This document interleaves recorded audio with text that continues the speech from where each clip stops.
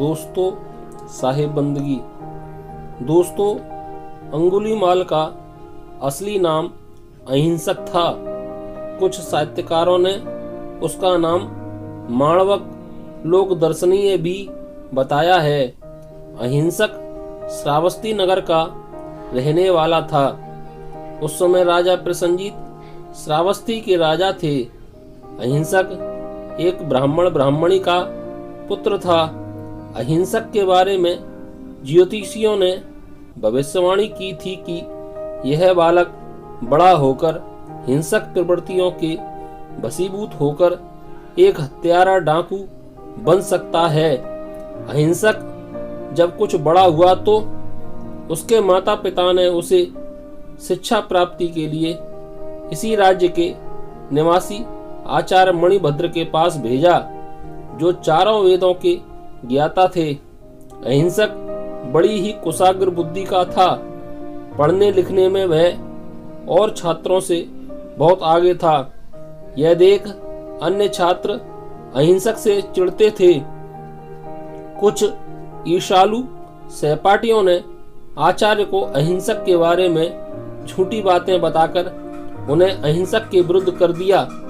आचार्य ने अहिंसक को आदेश दिया कि वह 1000 व्यक्तियों की उंगलियां काटकर लाए, तब वे उसे आखिरी शिक्षा देंगे। अहिंसक गुरु की आज्ञा मानकर हत्यारा बन गया और लोगों की हत्या करके उनकी उंगलियों को काट लेता और एक उंगली माला में पिरो उसे पहन लेता। इस प्रकार उसका नाम अंगुलीमाल पड़ गया। दूसरी कथा यह है कि एक दिन आचार्य अहिंसक से गृह रक्षा के लिए कहकर बाहर चले गए।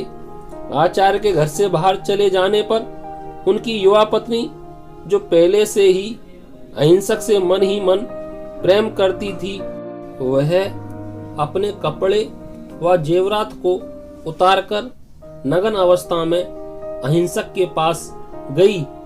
गुरु पत्नी को नग्न अवस्था में सामने देखकर अहिंसक ने कहा कि आप मेरी माँ की तरह हैं, इसीलिए आप अपने वस्त्र पहनकर अंदर चली जाएं।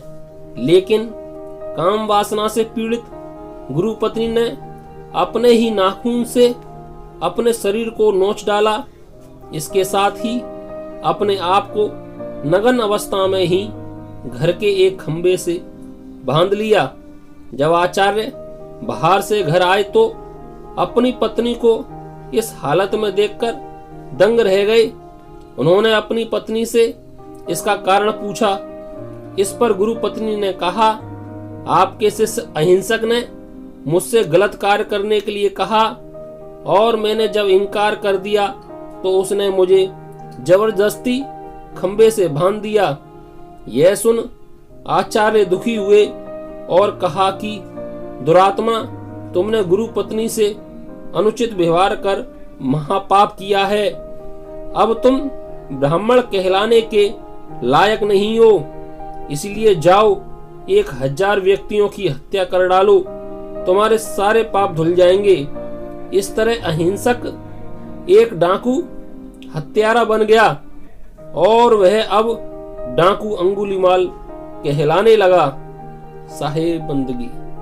दोस्तों, अगर आपको मेरी वीडियो पसंद आई हो तो मेरी वीडियो को लाइक, शेयर और सब्सक्राइब करें तथा साथ में कमेंट करना ना भूलें।